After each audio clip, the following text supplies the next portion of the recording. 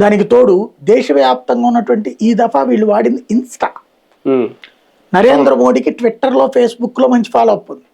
ఈ దఫా ఇన్స్టాలో వాడారు. ఈ ఇన్స్టాలో నేను చూసా వాళ్ళు ఎవరెవరైతే వీడియోలు పెట్టారో వాళ్ళ తర్వాత వీళ్ళు తీసి చూస్తే వాళ్ళ ఒరిజినల్ ప్రొఫైల్ చూస్తే బట్టలు రకరకాల డ్రెస్సులు వేసుకునేవాళ్ళు, మేకప్లు వేసి రీల్స్ చేసేవాళ్ళు వాళ్ళు వీళ్ళంతా.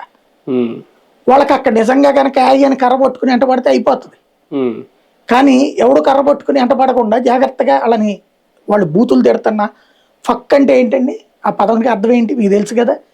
ఆ పదం పదే పదే ఒక ఆడదంటే పైగా వేలు చూపి అంటే అక్కడ దాన్ని మనం ఎందుకని ఆపలేకపోయాం. ఇప్పుడు అక్కడ ఏం చేశారు, అందమైన అమ్మాయిలని కొంతమందికి ఇన్ఫ్లుయెన్సర్కి డబ్బులు ఇచ్చి అక్కడ తీసుకొచ్చి వాళ్ళ చేత యాజిటేషన్ చేయించారు. ఆ అమ్మాయిల కోసం అబ్బాయిలు వీళ్ళందరూ కలిసి గ్రూప్గా డ్యాన్సులు అక్కడ. ఇది యాజిటేషన్. దానికి కేంద్ర ప్రభుత్వం దిగొచ్చింది. ఎందుకని కరెక్ట్గా 20వ తారీఖు నుంచి దీన్ని పొలిటికల్ హ్యాండ్స్ చేతుల్లోకి తీసుకున్నాయి, రాజకీయ నాయకులు చేతుల్లోకి తీసుకున్నాడు. పేరుకి ఇప్పుడు అభిజిత్ దుప్కే పక్క వెళ్ళిపోయాడు, సోనం వాంగ్చుక్ పక్క వెళ్ళిపోయాడు, అశుతోష్ వచ్చాడు, వాడెవడు ఆమ్ ఆద్మీ పార్టీ నాయకుడు. సౌరభ్ దాస్ అభిజిత్ దుప్కేని పక్కన పెట్టేసి అతను ముందుకు రావడం మిగించేశారు. అతను ఎక్కువ రోజులు చేశారు. ఇవన్నీ 1 by 1 ఏంటంటే రాజకీయం చేతిలోకి వెళ్ళిపోయింది. వీళ్ళు భయపడింది ఏంటంటే